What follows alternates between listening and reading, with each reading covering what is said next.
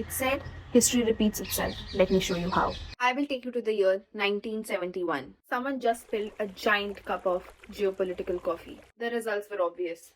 Chaos. 50 years ago, things got, for lack of better words, wild.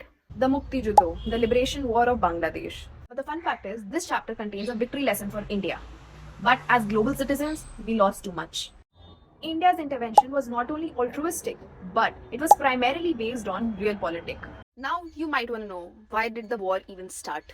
In the 1950s, Pakistan was undemocratically ruled by a combination of military and bureaucratic rule, primarily dominated by the West Pakistan. Under this system, Bengalis had no say. West Pakistan's dominance was challenged in 1970s general elections by this guy, Sheikh Mujibur Rahman's Awami League.